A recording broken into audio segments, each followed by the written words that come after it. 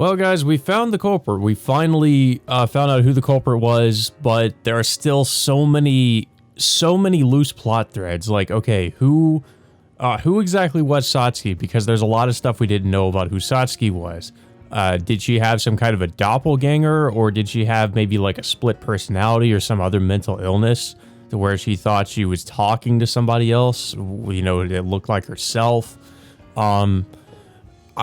I feel like, and also who did what murders. I think Karen is responsible for a lot of them. I definitely think she probably was the one who mutilated Satsuki, because she would have, you know, a good reason to do that, considering how she probably felt about her, and how she set up the murders after that, you know, how she would display some of the corpses. But I also have to wonder a lot about the Shigusas, because as you remember, they were keeping body parts in their hidden basement, and also, you know, when Satsuki's body was mutilated, she was had her body parts separated. So I also have to question if that really was Karen too, because, you know, the Shigusas seem to be in on this whole thing, and I guess that must have something to do with the Blessed Congregation, because as we know, they are involved. But then there's also other questions too, like, who is Yukiko? What purpose does she serve? Where does she come from? Why does she have this amnesia? What really happened at the White Lily Garden? Because there are still questions about that. What about Kohane? She, like, seems to have some stuff she's hiding too, because she, you know, her parents weren't there at all. Her parents, were gone. And has this obsession with Yukiko's brother Yukio, who we don't even know who the hell he is, where he is. There's Fuyumi, who seems to have ulterior motives for why she even adopted Yukiko in the first place, and seemed to have sold her daughter, essentially, you know, like she says. There's just so many damn questions. And also, where's Toko? Are we going to find her? Also, is Katsuragi Shin still alive? Are we ever going to find him? It's just so many questions, so many loose plot threads that still, you know, they're still just kind of left hanging.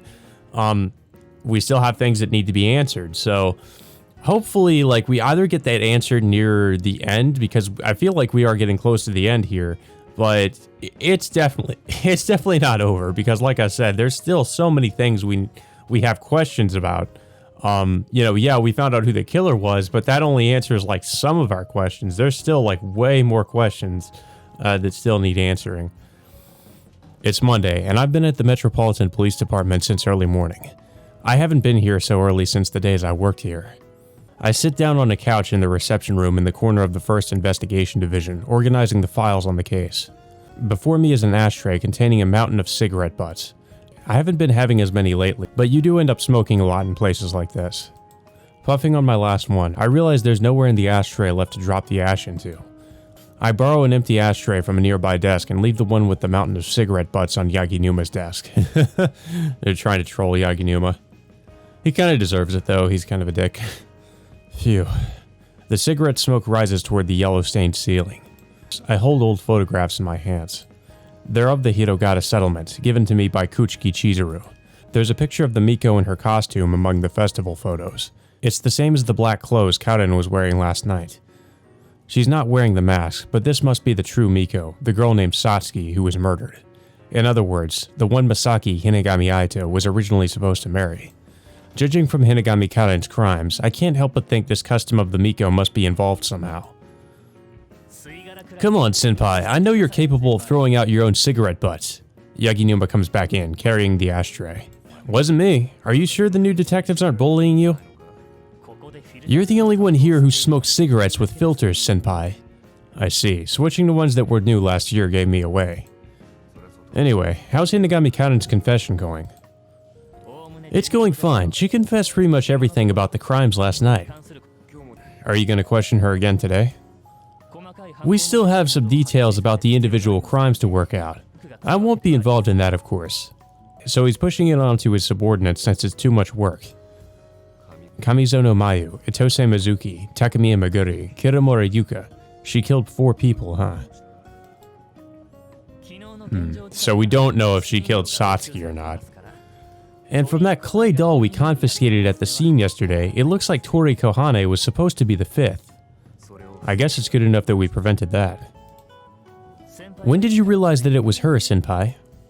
The murder of Kiramura Yuka in the Hidegata settlement narrowed the suspects down to 2. It wasn't difficult to narrow it further. You should have noticed earlier. You're exactly right. I know it would have been difficult, but why would she have killed a longtime servant of their family, or her old friend? Her motive was really...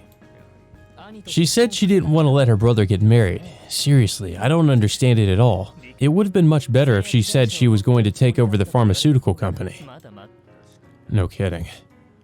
That warped love of hers caused Hinagami Aito to disappear, and this tragedy. No, he disappeared for another reason. It was because he killed someone.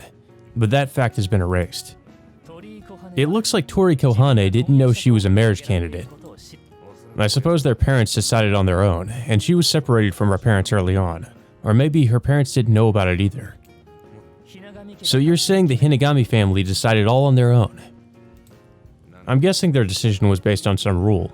Are you looking into that too? We can't investigate Hinagami Pharmaceuticals for a reason like that. Do you have some other reason to investigate them then? Nothing to do with you, Senpai. Yaginuma takes out a cigarette. I think it's a good way to start looking into them though. I don't like picking fights when I don't have info I can rely on to win. Got a light?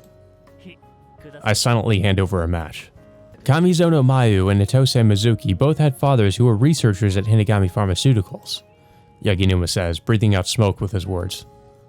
Kamizono Jiro died in Rabal during the war and Itose Satoru died of illness in 1952. Sounds like you've got plenty of info. It's only natural to know this much. He brushes his bangs with his cigarette hand. Just burn them off, why don't you? I imagine the two from the Hidegata settlement were always involved with the Hinagami family, but we don't know anything about Tori Kohane's mother. Apparently, her family register was destroyed. All we've been able to determine was that she was unmarried. No info on her father, huh? Yaginuma, where are the autopsy reports for the victims? Under the ashtray. Please don't spill any on them. You're the one who put it there. I pull the files out from under the ashtray. Don't bother looking them up. All their causes of death have been confirmed. That's not what I'm looking for. I want blood types. I flip through the documents. There's nothing but simple ABO types listed. Kamizono Mayu was type A. Itose Mizuki was type AB. Takemiya Meguri was type A. Kiramura Yuka was the sole type B. Could he only marry type A's? Hinagami Hideyomi said Kiramura Yuka was unqualified, but I can't imagine blood type was the only qualification. What's Tori Kohane's blood type? I believe she said it was A. She'd fit the bill in that case. What this indicates is... fortune telling, they're all Shizuru's daughters. Well, if I remember correctly, I think it was the latter. Yeah, they're all Shizuru's daughters. There's a possibility that the candidates all had Hinagami blood, namely Hinagami Shizuru's blood. You mean they were all Hinagami Shizuru's daughters? Since Hinagami Shizuru was type AA, no matter what type his partner was, his kids would all be type A or type AB. If we're talking specific genotypes, they could have been AA or AO too, but we only have basic blood type information for the candidates, so that's all we can work with. But we can't conclude that they're parent and child with just this. Yeah, that's a pretty crazy theory if true. Like, I don't know if I would have made that decision if I wasn't looking at a walkthrough, to be honest, because that's a pretty bold claim to make. I know, and that's why it's just a possibility. Research on genetics and such is progressing, but there's no completely accurate way to say. All we can really tell is whether someone isn't another's parent. Wouldn't that be incest, though? Or is that what they were going for? It sounds like that's what they probably were going for. I guess they want the bloodline to remain quote-unquote pure. Hinagami Karen was trying to become the Miko, but couldn't because she was unable to bear children. It wasn't because she was a blood relative. The Miko part of the Hinagami family as well then, so their mother, Hinagami Yurika, was a blood relative of the family too. Surprised that the children don't have deformities. If they've been doing this for a long time, maybe they have something like a branch family. I didn't see anything like that in the settlement though. The Shigusas are related, but that's only because Hinagami Mariko and Shigusa Ryoko were sisters, and the Shigusa family's full of type Bs, so they can't be that closely related. Wait a moment, if the Miko is related to the Hinagamis, then Hinagami Mariko must have been... and her sister Shigusa Ryoko as well. They must have both been from the Hinagami family, and Hinagami Mariko would have been the Miko in the past. I take out the list of blood types for the two families I received the other day. Some of this will be theoretical, but Hinagami is AA and Mariko is AO. They'd only be able to birth AA or AO children, and Chizuru is AA. But Aito and Karen are type O. Type A parents could only have type O children if they were both AO. So their parents were Kurita Yuzuru and Hinagami Rika. Do you think they were siblings with Hinagami Rika as well? That's why I said it was theoretical, but then that'd make Hideyomi, Mariko, and Ryoko siblings too. So it's just this giant, like, incestuous family, basically. If their parents were both AO, they'd be able to have children of the types AA, AO, and O. Then if you move forward in time a bit, and the Miko Satsuki appears, who could conceivably be the sister of Hinagami Aito and Karen. Oh shit! Oh no! Okay guys, well... oh no! Oh, that's why we didn't know where she came from. Oh no, oh. That's kind of disturbing. No one ever knew where Satsuki came from. If they'd set things up beforehand with the Shigusa family to raise her separately from a young age. Let's stop this, senpai. There's no point piling theories on top of theories. In that case, go over to Hinagami Pharmaceuticals and ask about it. Hey, are you guys like a huge incestuous family? Like, are you all just incest children? Yeah, just go and ask that. Matters concerning the Hitagata settlement are out of my jurisdiction. I couldn't care less if it's out of your jurisdiction. Could you just get me the files on Satsuki's murder? I can't. It's about as far out of my jurisdiction as it could be. And besides, it's from before the war, isn't it? Can't you do anything about that? Come on, there's some cigs in it for you. I present him with my half-crushed box of cigarettes. It's empty. The phone on the desk rings.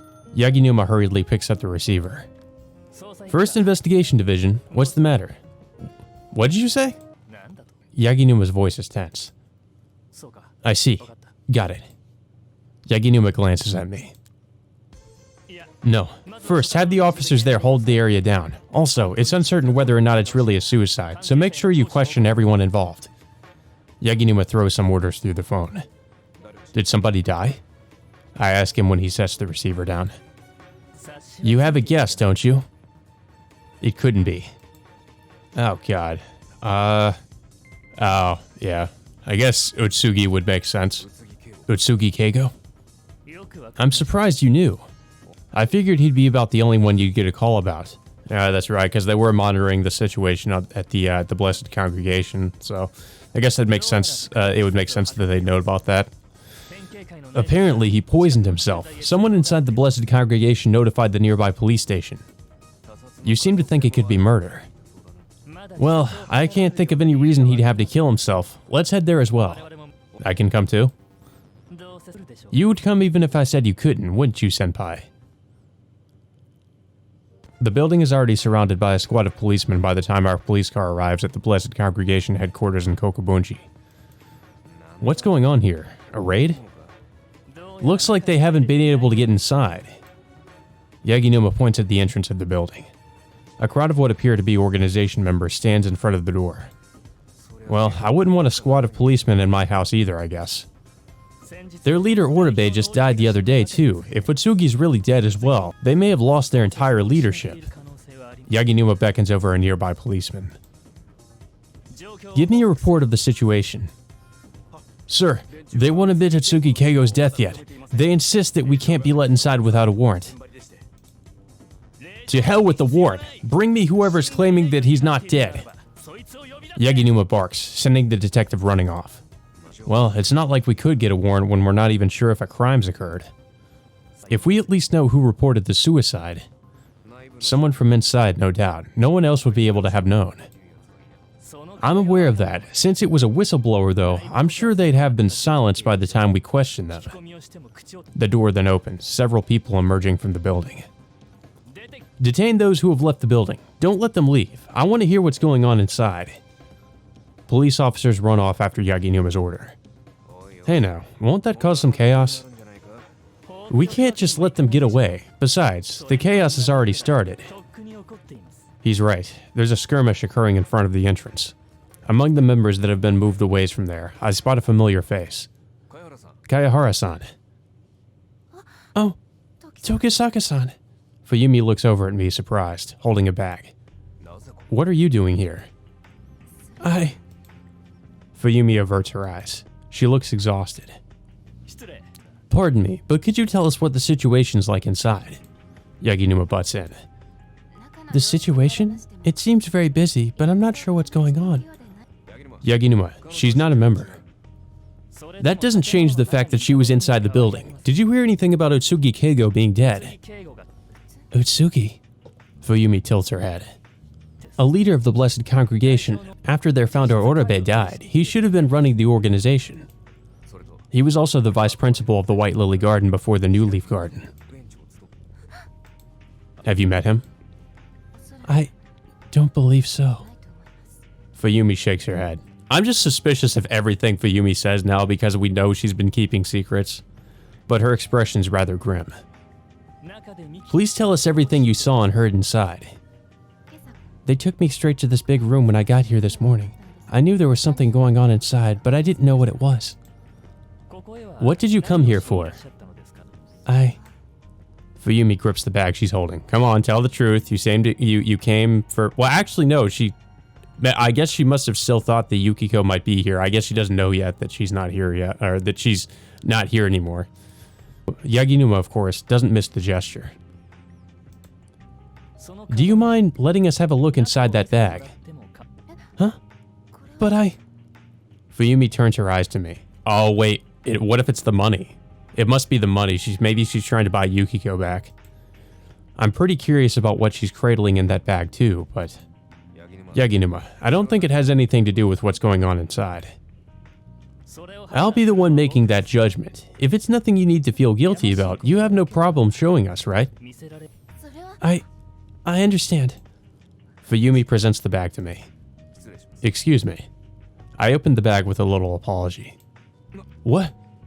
It's stuffed with stacks of brand new 5,000 yen bills. Yeah, that's not surprising. I've never even seen these before, and I could never have guessed that I'd encounter them in a way like this.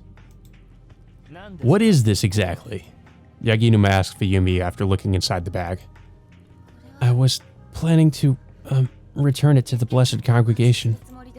Fuyumi starts haltingly. Return?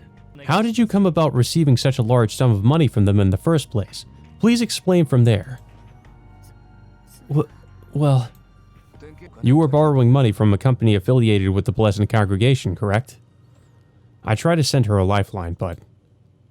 Wouldn't you return it to that company then? Can I ask what reason you had to return the money here instead? If this guy weren't here, I bet I could at least have a relaxed conversation with her about this, but... It looks like she's become the most suspicious person here since we can't get inside. If it's too hard to talk about here, I don't mind changing locations, though it's a bit of a ways back to headquarters. Please wait. First, just let me see Yukiko. Yukiko? Kayahara-san, Yukiko-san is safe. She's not here anymore. Uh-huh. A few things happened last night and she's staying at my house now. My sister is with her, so there's no need to worry about her. Fuyumi sinks to the ground. Thank goodness. I'm so glad. She covers her face with her hands and bursts into tears. Yukari didn't call her? She wouldn't normally forget something like that, but I'm sure there's a reason. I'm still not understanding where the money came from. It's money I got from selling Yukiko. Selling? Human trafficking, you mean? Wait, Yaginuma. I stop Yaginuma from making an even bigger scene. It's pointless to ask her anything in her current state. Would you mind not getting in my way, senpai? I don't think you should interrogate her for a simple slip of the tongue. If we're going to ask her some questions, why don't we do it in a more civil way? Let's head back first. We can't. Even if we ask about this money at a later date, we need to figure out what's happening inside right now. Then Yaginuma stops. That's right. We could always do that. After muttering to himself for a moment, Yaginuma says to Fuyumi, "At any rate, we'll need to hear an explanation about this. Do you mind accompanying us to the Metropolitan Police Department? Voluntarily, of course." I understand. Fuyumi agrees after standing back up. "Hey, Yaginuma." He prevents me from making my complaint and addresses a nearby detective. "You there, take her to the MPD. Politely, of course." Yeah, we're not really taking you against your will, though. Yeah, really we are. But you know, don't worry about it. you're going to voluntarily come along with us, I'm sure. "Yes, sir." The detective accompanies Fuyumi into a police car. "What are you gonna do?" I ask him after the car takes off. "First Oribe and now this. I can't put up with this anymore. All units, report." At Yaginuma's order, the police all gather to him. Someone who just emerged from inside the building suggested an involvement in Otsugi Keigo's murder. She's been arrested, caught in the act. What? I want an investigation immediately to accompany her arrest, and anyone who resists can join her for obstruction of justice. Yaginuma gives the orders, and the police move to carry them out. "Yaginuma, are you planning on investigating illegally?" "Please, don't be foolish. This is a perfectly legal investigation in accordance with Articles 33 through 35 of the Constitution. Kayahara-san hasn't been arrested. She never even said anything about the murder." "Oh? That must have been my mistake then. I suppose she isn't arrested." Yaginuma shrugs. "Man, what a fucking snake. So you entrapped an unrelated person to get the police moving. Don't make it sound so terrible, senpai. See, the situation's moving now." God. Yeah, Yaginuma uses some underhanded methods to get stuff done. Yaginuma glances at the building. The policemen push aside the group of members and storm into the building. "I'm sure we've arrested some for obstruction of justice now, and now there's no problem. That's pretty arbitrary. If we don't find anything inside, then..." "I'm not worried about that." Yaginuma laughs brazenly. "Yeah, I'm actually pretty sure there's plenty they'll find inside, especially if they were trying that hard to keep the police out." "Superintendent!" A detective flies out from the entrance. "Superintendent Yaginuma, we found a body inside." "All right, preserve the scene of the crime. Don't let anyone inside near it." "Sir." The detective heads back inside. "Didn't you know? I have the devil's luck," Yaginuma declares with an impish smile that really speaks to his inner disposition. The investigators are gathered in a room with a wooden floor, the congregation members shut out. "Well?" Yaginuma steps into the center of the circle of investigators. "It's without a doubt Otsugi Keigo, sir," a detective with Otsugi's photograph declares. "Did you find out where his body was discovered?" "He died in the infirmary. Since he was apparently covered in vomit and other bodily fluids, those must have been wiped off, but..." "Hold down the infirmary as well. There could be some clues remaining there." "Yes, sir." Exchanging places with the detective who just left the room, I approach Otsugi's corpse. Otsugi Keigo. It could only be him. I don't see any external wounds. His clothes may have been changed before he was brought here. Why don't you check that then, senpai? I'm not really into undressing men. Let's wait until the coroner's here. It's not like I'm going to do the autopsy. I'm not qualified to perform an autopsy either. Let's do what we can then. There's nothing for me to do. I'm letting my subordinates handle it. Management sure has it rough. Sorry for the waiting. The door opens and Natsume-san enters. Oh, Jesus. Oh, Natsume-san's in charge of this one. It should be pretty far from Takadaido Baba. They couldn't get a hold of any qualified coroners in this area. This is our deceased friend over yonder? Natsume-san puts her hands together in front of Otsugi's body. Rest in peace. Good enough, yeah? I don't know how their religion works here. I think it's more on the Shinto side of things, actually. Anywho, let's get started. Oh boy, investigation time. So I guess first we should look at his trousers. Well, don't mind me. Natsume-san takes a pair of scissors and cuts open the pants on the body. Oh, Jesus. His knees and ankles are dang swollen. Looks like arthritis, but it doesn't have anything to do with the cause of death? I don't think it does directly. Nope. This is from illness. Looks like it's not the result of violence. So are you telling me he died of natural causes? Okay, then it says clothes, so I guess this part of him. Natsume-san peels off the shirt covering his upper body. I ain't seeing any external wounds. No bone fractures or anything? No. The livor mortis on his back ain't a color that denotes something in particular. I'd say lack of oxygen, like he suffocated. Suffocation. Was he choked? I'd say it's a possibility, though there ain't any sign of strangling on the throat, so I'd say it was something else. Then it says hand, but I'm not sure which one. I guess we should check the right hand first. Natsume-san cuts the sleeves of the clothes the body's wearing. Looks like the body stopped stiffening when he was moved here. It hasn't started stiffening again, so I guess he died in the middle of the night. Natsume-san determines, looking at the corpse's elbows. No external wounds here. The injection scar on his forearm is old, so it ain't got nothing to do with his death. And then the face? Let me have a look-see. Natsume-san peels open the body's eyelids and looks at his eyes. They're dry and clouded. He must have died in the middle of the night. What was the cause of death? Give me a minute here. I can't tell that fast. I'll check his mouth next. Natsume-san opens the body's mouth and grimaces. Would you look at that? It's stuffed. With what? You're probably better off not seeing. His trachea is clogged up with vomit. Oh, Jesus, no. Natsume-san hurries and closes his mouth. This is probably the cause of death. It ain't unusual to choke on vomit. But why did he throw up? Could have been a couple of things. Medicine, poison, some kind of illness. You blow chunks when someone punches you in the stomach, right? Natsume-san investigates the rest of his head, such as his nasal cavity as well. I ain't seeing any corrosion. Looks like he's got a tumor in his ear. Natsume-san pokes at the body's ear with tweezers.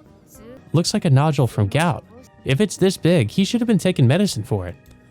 Natsume-san nods a few times. Well, I think that's pretty much it. I don't know if there's anything else to investigate here. This should suffice. You there. Natsume-san calls over a nearby forensics guy. Yes? Were there any drugs where the body was discovered?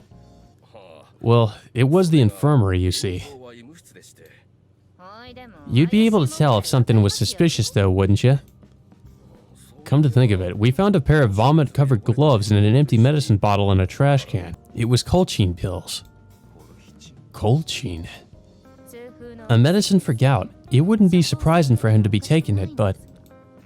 Anything out of the ordinary about it? It packs some pretty dank strong side effects. Overdosing could produce a fever and vomiting, and in a particularly bad case, respiratory failure.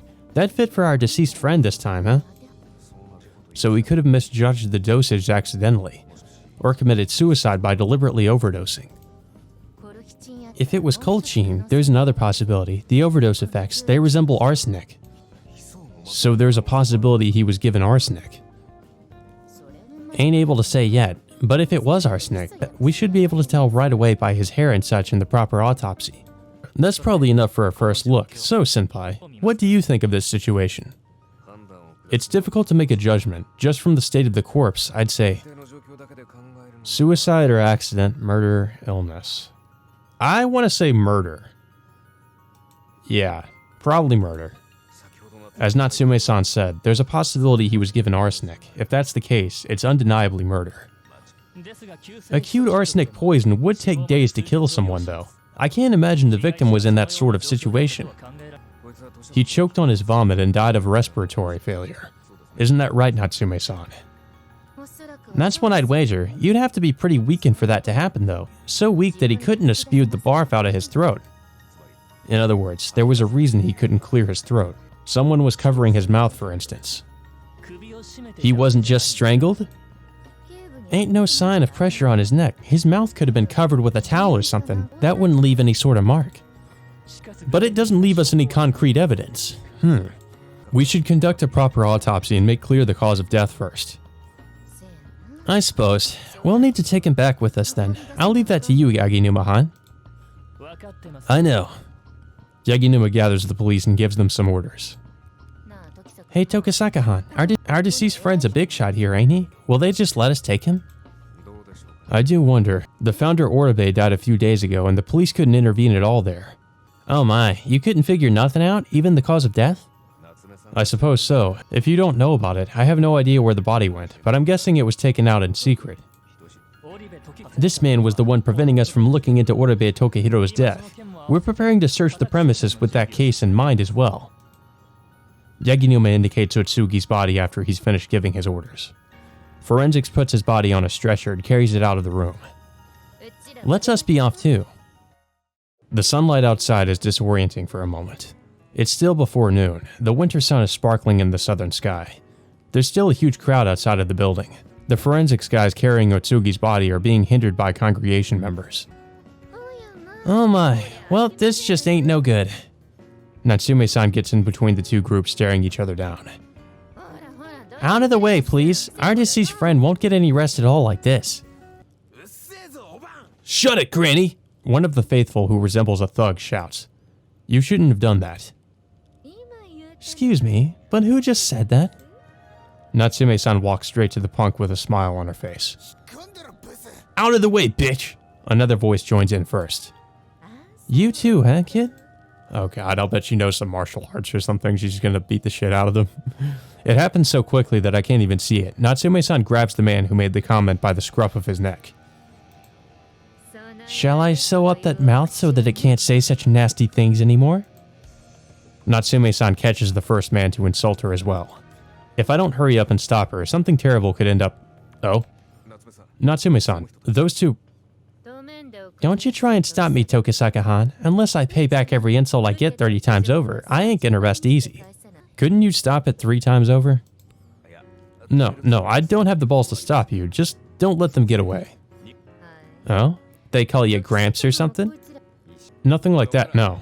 Hey, you two. The two punks Natsume-san's holding onto. We met last week at Moonworld in Kichijoji, didn't we? There's no doubt about it. It's the two from then. Beats me. It shouldn't take too long to figure that out. Hey. I call over a nearby policeman. Take these two away on suspicion of assaulting the owner of a coffee shop. Assault? Hey, we didn't... Threatening then. Nah, I witnessed them committing property damage, so that should be fine. Though all the guy did was kick a chair. The police officer takes the two guys away, who look like they've still got a thing or two to say to us. Well, who knows when they'll notice that they're voluntarily accompanying an officer who doesn't have a warrant for their arrest. So I see he's taken to using Yaginuma's tactics. You couldn't have just waited a few minutes, could you? Natsume-san complains after letting them go. I don't even know what you would have done to them if I hadn't intervened. Come on, the worst I'd have done is cut up all their clothes with a scalpel. Please don't do that.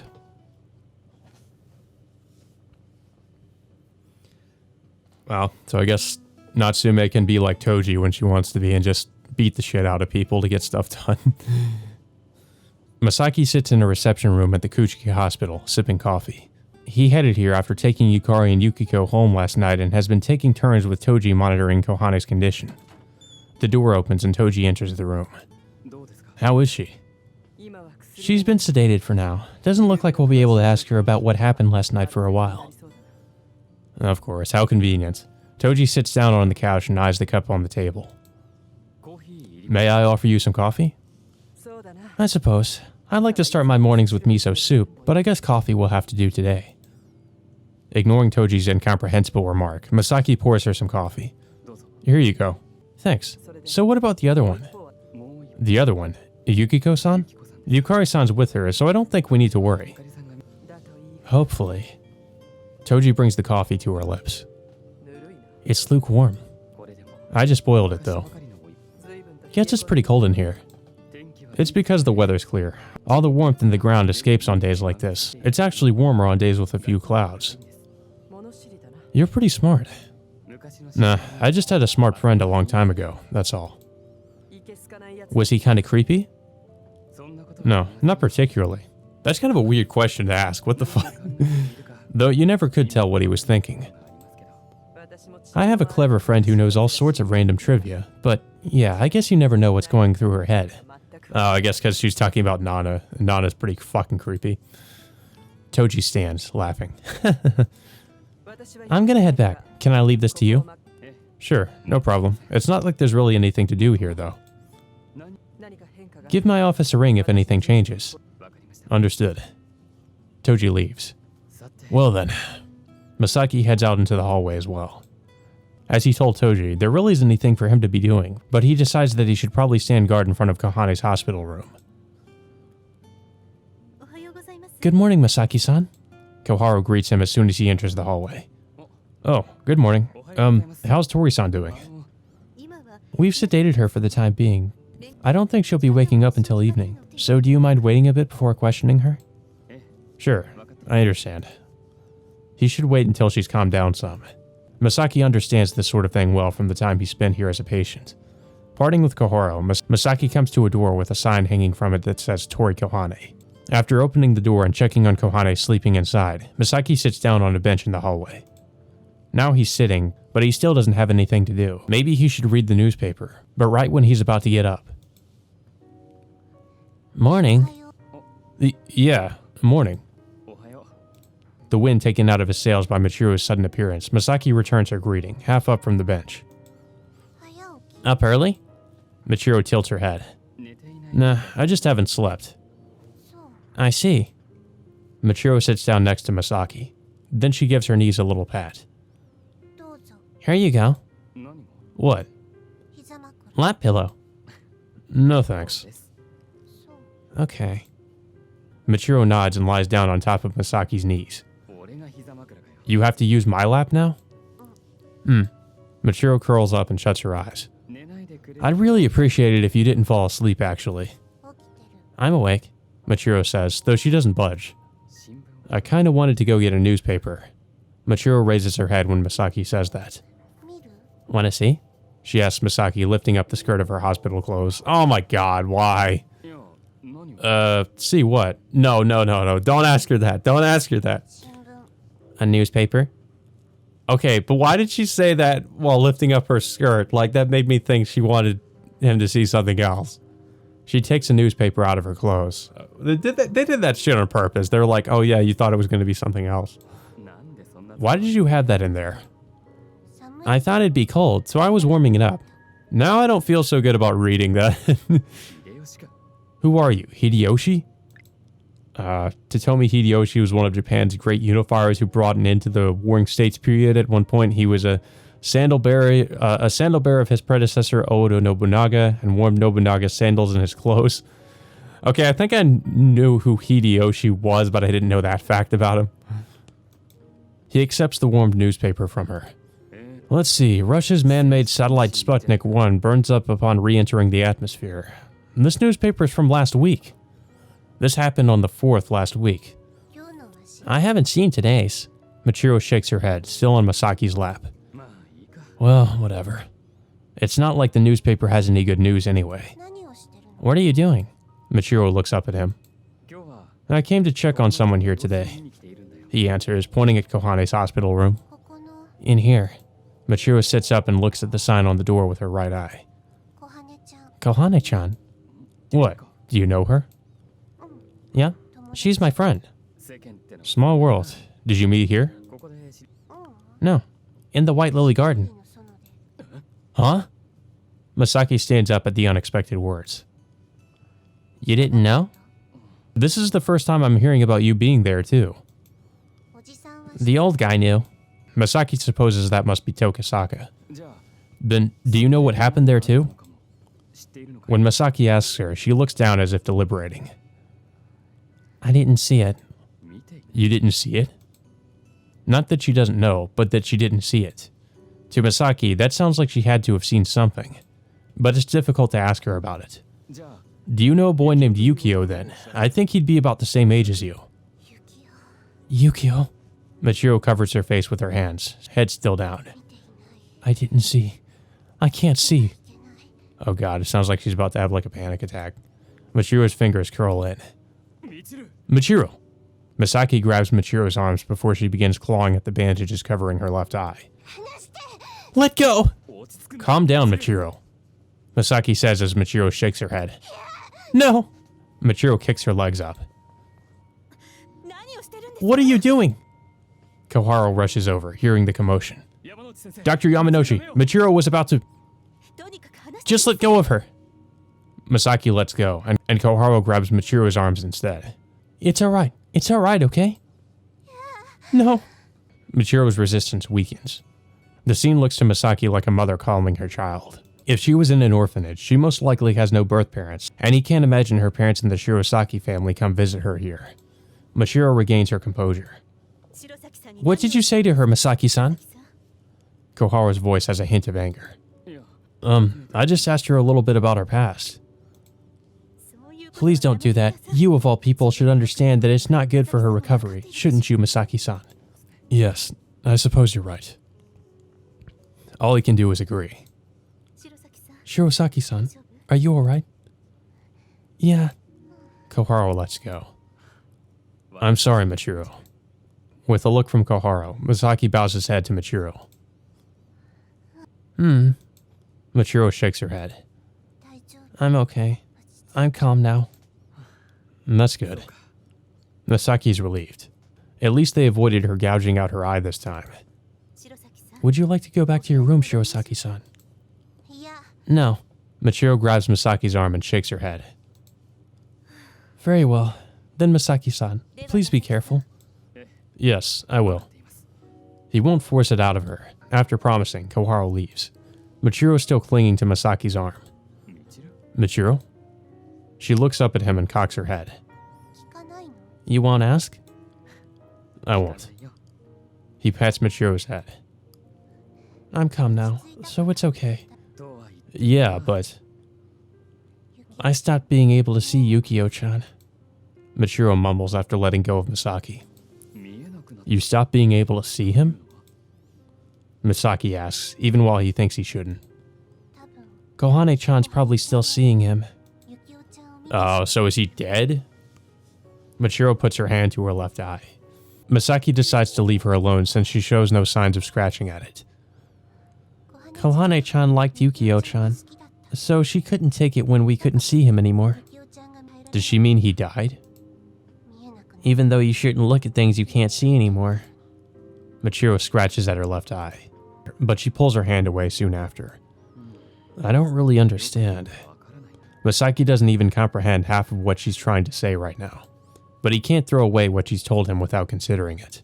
He doesn't understand it, but she's probably telling the truth. Do you have anything you can't see anymore? Michiru looks straight into his eyes. Probably. Like the girl back in the settlement. She's most likely something he can't see anymore. It's hard not to look at it, though. Yeah, it was hard. Michiru holds down her left eye again. You shouldn't touch it so much. Yeah. Oh. Michiru looks up when she takes her hand out. Nanako-chan.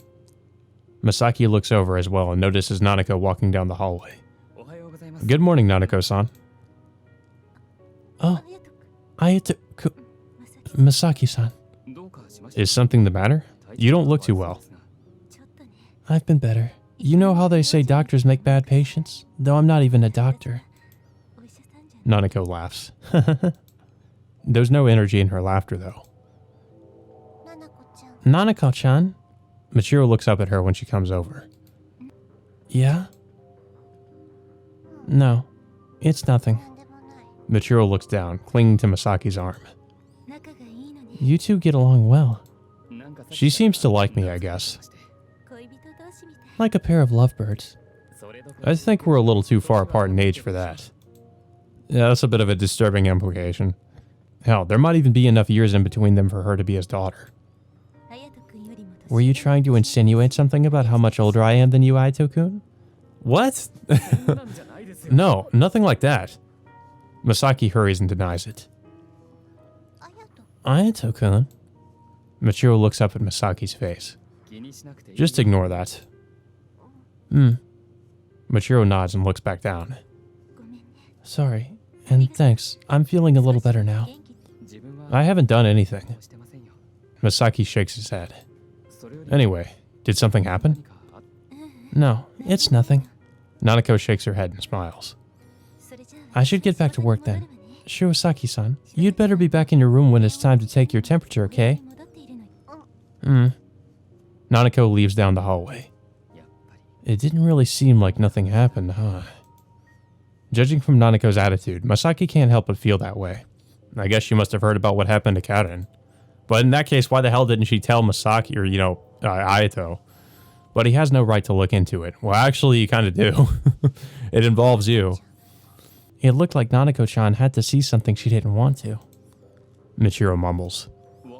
You could tell? Just a feeling, since she didn't look us in the eye. Michiro holds Masaki's arm tightly. How happy we could be if we simply forget. What? Masaki asks, not sure what she's saying. No, it's nothing. With one last murmur, Michiro leans on Masaki and buries her face in his shirt. Yeah, if we could all just forget the past, then we wouldn't have to suffer. It's past noon by the time our police car arrives at the Metropolitan Police Department. Natsume-san's back at the Takashiro clinic with Otsugi's body. It'll probably take a few days before we get any evidence from the autopsy. Hurry up and get a move on. The two thugs we arrested in front of the Blessed Congregation headquarters get out of the following police car. I'll be asking you two about where the Blessed Congregation's money comes from too, so prepare yourselves for that. The thugs enter the building, their arms held behind them by policemen. I'd like to ask them some things too. I really can't let you join their questioning, Senpai. Don't worry. I'll ask them about the assault on the coffee shop owner in Kichijoji. Fine. I understand that I can't participate in their questioning, but I will be participating in Kayahara-san's. I know. Let's just get inside. I'm too hungry for this right now. I enter the MPD building after Yaginuma urges me inside. Where's Kayahara-san? I ask Yaginuma as soon as I'm sitting on a couch in the reception room. I'm not bringing her here, Yaginuma says, pouring himself some tea. We'll use an interrogation room. That will probably be more comfortable. If people could relax in those dreary rooms, we'd have no problem getting confessions from criminals. I nab the freshly poured tea and bring it to my lips. I think she'll find it easier to talk with fewer people around. And I made that tea for myself. Don't worry about it. It's pretty good though. Spare me the compliments. You must have gotten good at it because you don't have any friends in the first division to make you tea, huh? What do you think this is, a classroom? After giving Yaginuma a good teasing, I moved to the interrogation rooms. Now then, it's time to get serious. Fuyumi was at the Blessed Congregation's headquarters. Considering that her daycare is associated with them, it's not terribly suspicious of her to be there. And her daughter Yukiko had been taken to the Blessed Congregation as well. What I can't understand is that huge wad of cash. I can't imagine it was acquired in an honest fashion. If I were to believe what she said, it would be money she received for selling Yukiko. But what do those words truly mean? The door opens and Yaginuma brings Fuyumi inside. Fuyumi-san, are you alright? Yes, I'm fine. None of the police officers treated you cruelly? No, nothing like that. Don't speak ill of us, Senpai. I told them not to treat her like a suspect. Well, as long as everything's okay. Is Yukiko? Fuyumi says to me, her face forlorn, before I have a chance to say anything. Like I said before, Yukiko-san is safe at my home. We decided she needed some time to feel more comfortable. What do you mean? She seems to have mentioned not wanting to go home for the time being. It was difficult to admit, but I had to tell her. Why? Fuyumi sits down feebly. Because I sold her? I don't think so. I imagine she thought that if they found out where she was, she'd be taken back to the Blessed Congregation. But... no, I guess you're right. Fuyumi looks over to the bag of cash Yaginuma brought into the room. As long as I have that, no. Even if I didn't have that, I'd have no right to stop her. Could you explain? Yes. Fuyumi agrees, but remains looking down as if unsure of where to begin. First, please tell us how exactly you came to possess this money. Yaginuma sets the bag on the table. It's a reward. For what? For raising Yukiko, I think. Wait a second. If you got this from the Blessed Congregation, then Yukiko-san's parentage... I don't know that much about it, but when I adopted her from the orphanage, I did receive orders from the congregation, so she wasn't just an orphan. I would guess that she's the child of someone from the Blessed Congregation then, and someone pretty high up at that. Someone necessary to the congregation. If so, then this amount of money makes sense, but then why would they have put her in the orphanage in the first place? Is there some secret concerning her birth? You went to the Hitagata settlement and investigated their customs, right, Senpai? Yeah, I really only learned a tiny bit, but... Right, I guess the Blessed Congregation would have originated there. The Miko and the Prophet. Two very similar concepts. The Prophet of Senri was created by someone other than Shigusa Michio, but she was based on the Miko of the Hitagata settlement, wouldn't you say? You think Shigusa Michio's goal was to create a Miko? But the Miko is the Hinagami families. My jumbled thoughts are cut short by Fuyumi's voice. Right, I'm sorry. This is unrelated, isn't it? Right now, we need to be getting Fuyumi's story. So you said you wanted to return this money, but why would that be? Because I didn't raise Yukiko for the money, and I wanted them to understand that. Well, that's fine and dandy, but... Yaginuma takes a stack of freshly printed 5,000 yen bills out of the bag. Just this 500,000 yen. I can't imagine it was acquired legitimately. That's the Blessed Congregation's problem, Yaginuma. Kaihara-san received nothing but a legitimate reward. But I didn't want this reward. Think of it as remuneration for raising Yukiko-san so well. Kaihara-san had a perfectly valid reason for accepting this money. Whether or not she hands over Yukiko-san, that's another matter entirely. Sophistry. I'm well aware. That's why I don't think there's any need to give it back. But I have no idea what to do with all this money. Just keep it, I suppose. However, since we're looking into where the congregation's funds are coming from, we're going to be checking the serial numbers on them along with the values. Considering they were just printed, it should be easy to figure out where they've been if we check with the bank. But the reason why they took Yukiko-san, not to mention this money, the truth about all this is still a mystery. After all, the founder, Orabe, and the man in charge of their finances, Otsugi, are both dead. There are other leaders than the two who died, but they don't seem to have as much authority. I'd say it's only a matter of time before the Blessed Congregation shuts down. That wouldn't be good. Fuyumi raises her head. Huh? Because they're affiliated with the New Leaf Garden? I suppose it could shut down if the funds get cut off. Right, and it's the children who will be in trouble then. Why not just buy up the daycare with this money if that happens? Yaginuma points at the bag. Huh? I think you'd have change left over if you bought a daycare of that size with this money. Not a bad idea. I didn't think I'd hear it from Yaginuma, though. I think it would be difficult to go on managing it without some sort of regular income. I'm not going to solve all of your problems. Yaginuma shrugs. That's right. I almost forgot an important question. What is it? You don't need to be so worried. It's about why we brought you here. Utsugi's death. Hey, Yaginuma. Yaginuma cuts me off before I can continue. I don't think she's involved either, of course, but I would like to know what was going on inside before the police arrived. She already said she didn't know what was going on, didn't she? However, she does now. With that in mind, is there anything you recall noticing that could be related? Well, I'm not sure. Fuyumi looks down and thinks about it.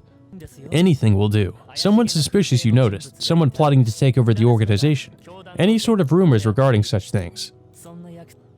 It might be unrelated to this, but I think I heard something about someone named Otsugi-san being, involved in Orabe-san's death. So there's a possibility that Orabe Tokahiro was murdered by Otsugi. I didn't hear anything that specific, but now that I think about it, those rumors may have started because of Otsugi-san's death. That's reasonable, I suppose. Yaginuma, are you investigating Orabe too? Yaginuma shrugs at my question. I ordered them to look into it as well when we were searching the building, but it's not looking good. It seems Orabe's body has already been cremated. We can't tell the cause of death from his bones, can we? It's probably impossible with just the charred remains. They can't even tell if there were any fractures. Or would that have been possible when you were in the force, Senpai? No? I thought technology would have advanced that far by now, though. But now we'll have to consider the possibility that Itsugi killed Orabe. That's still just a rumor, and if it's true, then it doesn't explain why Itsugi died.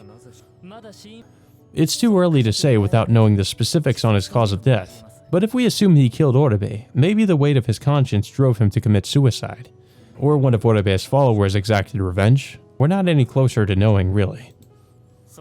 It will become clear as our investigation progresses. I hope it does anyway. What should I do? Fuyumi says timidly. Sorry for getting carried away over here. Yaginuma, she can go home, right? I suppose so. We'll keep the money for the time being, however. Simply as evidence. We'll return it when this is all over. I understand. Fuyumi stands up and leaves the interrogation room. Was that alright? I'm just interested in where the money came from. How it's used has nothing to do with me. You're not gonna arrest her as soon as she uses it to buy the daycare, are you? Who can say? I don't know if it'll be taxed either. I'll tell her to be careful later. I return to the first investigation division and sit down on a couch, taking out nothing, since I just remembered I'm out of cigarettes. Yaginuma, got a cig? Help yourself. He tosses me a box of cigarettes. Hikari, huh? You smoke some good stuff. Not really. The phone rings as Yaginuma shrugs. Gonna get that? I know. Yaginuma picks up the receiver. First investigation division. I put the cigarette in my mouth and light it while Yaginuma talks on the phone. Thicker smoke than usual fills my throat thanks to the lack of filter. Huh? What are you talking about? I raise my head when I hear that odd bit. Yaginuma is making an indecipherable expression, holding the receiver to his ear. What is it? I ask him, putting the box of cigarettes in my inner pocket. An investigator seems to have marched into Hinagami Pharmaceuticals, Yaginuma says, covering the mouthpiece of the receiver. I'm guessing you didn't send this guy. I was looking into some things, not quite enough to call it a secret investigation, however, but this appears to be someone from the Toyama Prefectural Police. Oh no, is it Inui? I've got a bad feeling about this. Is it Inspector Inui? I believe you met the man there, Senpai. Yeah, though you were supposed to have introduced us. Please do something about this. Why me? Think of it as payment for the cigarette. I think I got the bad end of the bargain. Yeah. However, that's convenient if Inspector Inui's here. I'd like to ask him some questions, so I guess I'll have to go. I got it. Oh, and please give back the rest of the cigarettes. I'm supposed to do this for just one? I've come to Hinagami Pharmaceuticals in Yotsuya. I don't see any employees in the area. Looks like they're not doing business despite the fact that it's a Monday, probably because Karen's been arrested. Newspapers and the like haven't reported on the matter yet. The media must have caught wind of it though, as there are reporters milling about a short distance away. I'd rather them not ask me any questions. I should hurry up and get inside. I tell them I'm from the MPD and enter like some kind of shady door-to-door swindler. I find an old inspector in the reception room we've used before. Hello, Inspector Inui. You, he mutters, looking my way. What are you doing here? Like you don't know, I'm here to arrest Hinagami Shizuru. By yourself? And do you have a warrant? Inui shoots me a glare when I say that. Sheesh, this is why ex-cops are nothing but trouble. So there's no warrant for his arrest, but I can't imagine you'd be here alone if there were. I'm impressed he got inside at all. Anyway, where's Hinagami-san? Away, it seems, though I can't say whether or not that's actually true. Maybe he really is. I'm sure he has a lot on his plate at the moment. Seems like it. I can't believe that little lady. Since he's here now, he can't have known that Karen was the culprit when he left, which means he must be here to arrest Shizuru for something unrelated to this. Allow me to ask, what exactly are the charges against Hinagami Shizuru-san? Instigating murder. I have no doubt he was involved in the cases up until now, Inui declares. Wait a second, I'm sure he's involved too, but I don't know if that constitutes instigating anything. Even if he ordered the murders to cover up his own mistakes? I'm aware that all the victims except one were his daughters, but that doesn't mean he ordered their deaths. It's not just these murders. He was involved long ago, when Zaizen Keiko was killed as well. Zaizen, the woman who was killed by the curse at the start of the Showa period? But that's past the statute of limitations. He can't be charged for it. I'm aware of that, but there are things one needs to investigate even if they're past the statute of limitations. I can't imagine your superiors would allow you to investigate a case they couldn't prosecute. Though I imagine he's here in Tokyo alone precisely because they didn't allow it. Zaizen Keiko was Hinagami Shizuru's lover. I believe he killed her and called it the curse in order to cover up his mistake. His mistake, huh? He did seem to have a lot of illegitimate children, but he's always been famous for fooling around with women. But since he was in a position of power within the settlement, no one could speak out about it. Inui clenches his fist. Nothing's changed since then. The curse is used to take care of people inconvenient to the Hinagami family, to silence people. But you have no objective proof of this. I give him my honest thoughts. I can't imagine this is all just Inui's delusions, though. It's perfectly possible that he's right. For these cases, at least, I highly doubt Shizuru-san was involved. These crimes were caused by Karen-san's obsession. In other words, they've got nothing to do with the curse. That's probably true for these cases. However, the curses that occurred in the past are different. All of the victims were taking Hinagami Pharmaceuticals medicine. The people of the Hitagata settlement receive Hinagami Pharmaceuticals medication for free. There are probably fewer people who haven't taken some of their drugs than those who have. And, in the documents you gave me, it said Zaizen Keiko was not receiving treatment, perfectly healthy. Wouldn't that contradict your statement? That was simply in reference to Kawase Sachiko's infertility treatment. It's not as if she never caught a single cold. I suppose it's rather difficult to imagine she'd never taken any medicine at all. But even if that's true, it doesn't constitute a reason for you to arrest Hinagami Shizuru-san. I still need to meet with him. Doesn't seem like he's gonna budge. Yeah, I figured he'd be pretty stubborn about it. If only we had the records from Kawase-san's autopsy. If we knew what sort of drugs she was taking, we might be able to go from there. The data he gave me before didn't include those details. The prefectural police may still have them. Of course, even with those, Shizuru-san probably... I know. You could be arrested for trespassing, you know. We did get a call at the MPD, and that's why I'm here. Do whatever you'd like. Jeez. Guess I'll give up and head back. I have some other information for you if you'll leave me be. Information? Regarding the limbs we found from the information you gave us just before you left. Well, isn't that interesting? Oh yeah, I forgot about that. They probably found... I'm guessing they found those. I don't hesitate to take the bait, considering I was already planning on leaving him to his own devices. From the situation, it's most likely that the severed limbs belong to the girl who was called Shigusa Satsuki. The data from the investigation was old, however, and all we were able to match were where the limbs were severed and the blood type. What was the girl's blood type? It was A. The genotype was also A. AA, huh? That means it's impossible for her to be any of the Shigusa's daughter. Of course, we can't abandon the possibilities that she could be a distant relative or adopted. But since she was the Miko, another possibility comes to mind. Did you look into Satsuki-san's autopsy report? More than a few times, probably enough to bore a hole in it. Was there anything unusual about it? Nothing other than her severed limbs. The cause of death was suffocation from choking. There were clear marks of strangulation, but it didn't lead to any clues about the culprit. Marks of strangulation.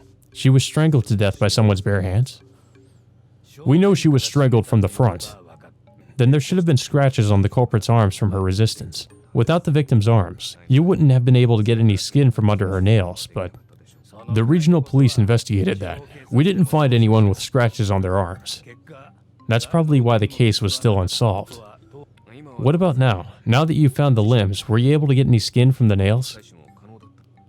Whoever was responsible for those was pretty thorough. The nails were all perfectly even, and there was no scraped off skin beneath them. Shigusa Saya's obsession, huh? In any case, there was nothing else unusual about the body. No traces of violence or anything. Wait a second, by no traces of violence, you mean... She was a virgin. I suppose that's only natural for the Miko, though. Wait. Wait. What? No, she wasn't. That's suspicious. We all know she wasn't, right? Like that. Now I'm very confused. She was, or I mean, she wasn't. What? Okay, this is very strange. So you think she was the Miko? What else would she be if the Hinagami and Chigusa families were hiding her? That makes sense. However, I heard from Masaki that he'd slept with Satsuki. Oh yeah, he did. So I guess he mentioned that detail, huh? She couldn't possibly be a virgin. Then whose body was it? Who exactly is Satsuki? Thank you for the information, Inui-san. I don't need to tell Inui about the doubts I have just yet. Figure something out? Honestly, I'm even more confused now. But there are a few things I'd like to go back to Hidegata and ask about.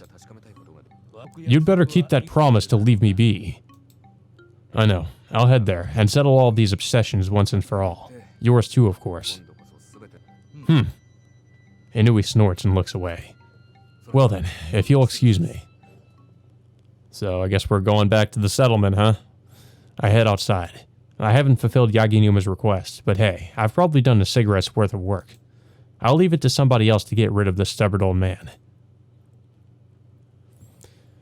Yeah, that's a little bit weird, but I'm pretty sure that Satsuki is most likely dead. I don't know. Actually, that kind of leaves us with even more questions, like, what if she's not? What if she's actually not dead? I mean, if that's the case, then there must be someone who... There really must be an identical twin to her or something. So that kind of makes me think she didn't have a mental disorder and there really was somebody else. Yeah, I don't know. Oh, God. So confusing. Toji leaves her office when evening arrives. After returning from the hospital and taking a quick nap, she now intends to read the evening paper. It might have something to say about last night. Even if the incident Toji was involved in isn't in the paper, the other one, Hinagami Kanen's arrest, is sure to have a sensational article. It's a scandal concerning the daughter of a major pharmaceutical company, after all. She purchases the evening paper from a stand in front of the station and gazes at the front page. As she expected, there's an article about the case. But it isn't being treated as especially major. The media must not have gotten their information together yet. It could be a potential source of income for Toji, but she hasn't gotten any requests from magazine companies yet. Of course, even if she got one, she'd have to turn it down now. She's too close to the center of this case. There's no way she could write an objective article about it. It won't be possible until it's all over and a bit of time has passed, she imagines. Heading to the station to buy a ticket to Nakano, Toji suddenly turns her gaze to a nearby stand. Oh no, not this one. The Takashiro Detective Agency flyer is still up on one of the pillars of the stand, and someone's staring straight at it. The old man at the stand is looking at this person too. She looks like a student, and it doesn't look like she's staring at it out of curiosity. Is she in need of a detective? Hey little lady, want some takoyaki? Oh, I'm terribly sorry, but may I ask you about this flyer? Toji feels an odd sense of deja vu. Flyer? Oh, the detective agency. Do you know about it? Of course I do. The missus came and asked me directly to put it up for her husband's sake, the old man says, gazing off into the distance. And the husband was a brilliant detective. I hear he solved a few difficult cases. Sounds impressive. Well, he was a regular customer of mine. Let me tell you, he was one impressive fella. She can't help wondering if Shugo's fed him lines to recite. Before getting wrapped up in the thought, Toji collects herself and decides to interject. Pardon me, but you're looking for a detective? Huh? Who are you? The girl asks, obviously wary when Toji speaks to her. My apologies. I'm an acquaintance of the detective on that flyer. It seems to be going exactly the same as it did last time. Are you looking for someone? How did you know? She can't bring herself to say it's because this exact same thing happened before. Well, I also do something similar to detective work. Is that so? The girl looks up suspiciously at Toji. The lady's a famous thug round these parts. It's no wonder she could find a fellow or two. Please don't say such misleading things. though Toji can't deny the thug part. Oh, I just knew Tokyo was a scurry place. A scurry place, really? The girl backs up. Please don't misunderstand. If you're looking for someone, I can help you. But... Don't worry. The lady'll drag the guy to you with a rope around his neck. I'm sorry, but could you stop talking? She doesn't want to spook the girl anymore. I'm sorry for bothering you. The girl spins on her heels. Hey. Right when she's about to run off, a car drives by in front of her. Yeah. It's dangerous to run into the street. Are you okay? Toji helps her up from the ground. That was scurrier than a ghost in a sheet factory. Okay, whatever that means. The girl mutters an expression Toji can't quite decipher. I just about had a heart attack. Tokyo's scurry. Yeah, she must be from the sticks. This time, Toji understands. It can't be easy to look for someone all on your own after coming here from the country. Yeah. The girl manages to stand and nods, dazed. I think I can help you out. What do you say? I'm looking for someone named Hinagami Ayato. Okay, who the hell is this?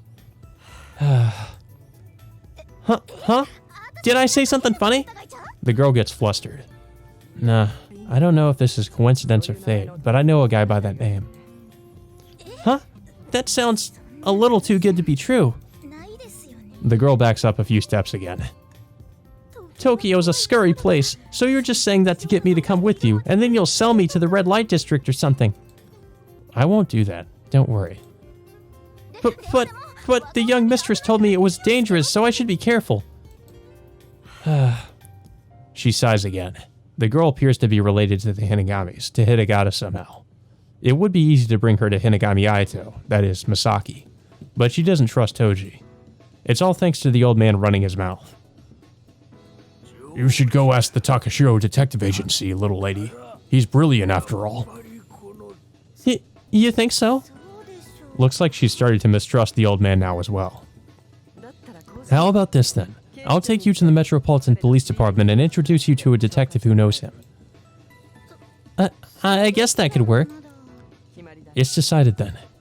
She can just let him handle the troublesome stuff. He has the prestigious title of police superintendent, so he should come in handy every once in a while. Oh god. Just lay the problems on Yaginuma. Oh, but you could just be saying that and we could be going somewhere else. Don't worry, we'll take a taxi. I have to wonder who the hell this person is. She looks like she's related to, oh god. What was that girl's, the girl in the hospital. She looks kind of like she's related to Michiru, but I don't know. She's looking for Ayato, so I have no idea. Someone from the White Lily Garden, someone from Hitagata, but we've never seen her before. Who the hell is she? This is so odd. Like, I have no idea. We just got introduced to a new character out of nowhere. I leave Inui at Hinagami Pharmaceuticals and return to the Metropolitan Police Department by myself. That guy's too much for me to handle, quite frankly. More importantly, I've got some interesting information now. Though it doesn't really have much to do with this case. Still, I need to make this clear to free people from their obsessions while they're still living. The case I was working on is pretty much solved. There are still incidents that bother me, of course, but... Huh? What's going on? I find Toji inside when I enter the first investigation division. You've got yourself a visitor. No, maybe client would be a better word. A request? I think I'm still a bit too busy to take on more work. She's looking for someone. Just ask her about it. Toji jerks her chin. In that direction, the reception room, I see what looks like a student sitting inside. If she came all the way here, why not let the capable commissioner handle it? Doesn't seem to be a job for the police. Just go talk to her. It's the perfect job for you. Toji pushes me over to the girl. Who are you? My name is Tokisaka Reiji. I'm a detective. I hear you're looking for someone. Oh, yes. His name is Hinagami Ayato. Huh? Why does everyone sigh? The girl gets flustered. Why indeed? I shoot a glance over at Toji. She's looking the other way. She threw this girl my way knowing all about this, obviously. By the way, what's your name? I'm Shigusa Yayoi. Oh, someone related to the Shigusas. Huh? Why am I getting a side just from my name? It's nothing. So you're here from the Hidegata settlement? Yes, but how did you know? Couldn't Toji have explained that much to her? Well, for various reasons. I know Hinagami Aito, and I'm pretty familiar with the settlement as well. Who are your parents? My father is Shigusa Kensei, and my mother is Mia. Oh, it's their daughter, okay. Okay, that makes sense. We've never met her. I guess she would be a teenager now. I see. I didn't see you when I visited the settlement at the end of the year, though. We didn't have enough students for the school in the settlement to stay open, so I lodged at a different school. I wasn't home until New Year's Eve, so we didn't see each other. But why are you looking for for Hinagami Aito? Well, the master of the Hinagami family's condition has worsened, and Dr. Kuria says he only has about a week left. Hinagami Hideyomi, huh? He was pretty emaciated when I met him, but I guess it was pretty bad. I arrived in Tokyo today and went to Hinagami Pharmaceuticals first, but I couldn't really get inside. The evening paper from today is on the desk next to her. She must have a good idea of what's going on. I guess Kanen-san was arrested, and I didn't know what to do, but then I remembered Aito-san, so I thought I'd look for him. If Hideyomi's on the verge of death, Shizuru and Aito should probably head home. I just called Hinagami Pharmaceuticals, but I couldn't get a hold of the CEO. I told them what I wanted him for, but it's probably not going to be easy for him to get back in this situation. We should probably get at least Masaki home. Masaki? Yayoi tilts her head. He's going by Masaki Tomoyuki now for various reasons. Did he do something bad or something? More or less. I probably don't need to explain it to her though. Toji, is he at the hospital right now? Her condition hasn't stabilized yet, so I had him stay and told him to contact me if anything happened. He should still be there. Let's head there then. Oh, okay. Yayoi stands up. I've got something to do in the Hidegata settlement as well, so I'll be going with you too. Okay. She doesn't really seem to understand. Well, considering we haven't explained anything to her, that's only natural. I gather up the documents on Yaginuma's desk. I'll bring the pictures Chizuru took back then while I'm at it. Can you really just take those? It's information that I found in the first place. You got a bag or something? A large envelope is thrust toward me from the side. Here you go. Oh, thanks. Wait, how long have you been here, Yaginuma? You thought I wasn't? Please don't just take things off of my desk. Sorry, I'm gonna take these, okay? Fine. More importantly, this isn't a center for lost children. Yaginuma looks toward Yayoi. What did you expect me to do? Your title is impressive, at least. It's not just my title. I have plenty of accomplishments to back it up. The talented police superintendent with accomplishments to back up his title combs his bangs back affectedly. So, Senpai, if you're going back there, does that mean you have a lead? Yeah, Inspector Inui was able to dig up something interesting about a past incident. Oh, that's right. He's still over at Hinagami Pharmaceuticals, so do something about that, okay? I believe I asked you to handle that. A youngin' like me can't move a stubborn old man like him. It'd probably be faster for the senior superintendent to do something about him. If he obeyed higher-ranked people, I don't think he would have come to Tokyo in the first place. He has a point. Well, I contacted the Toyama Prefectural Police as well, so I think he'll be going tomorrow. Hopefully. Anyway, let's go. Right. I have some questions. We'll talk later. It'll take a whole day to get over there anyway. Now the question we're left with is, will Masaki agree to return home? Well, if he doesn't, we can always put a rope around his neck and drag him back. I feel like Reiji would probably do something like that. Unable to get a police car for something like this, we take the train to Nakano. That was a lot of people!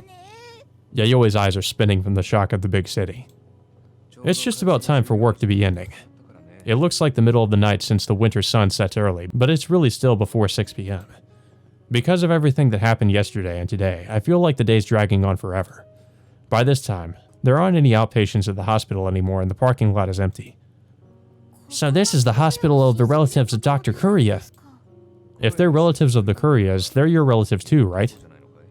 My grandma's sister's son's wife's sister's son is the director here, right? Probably.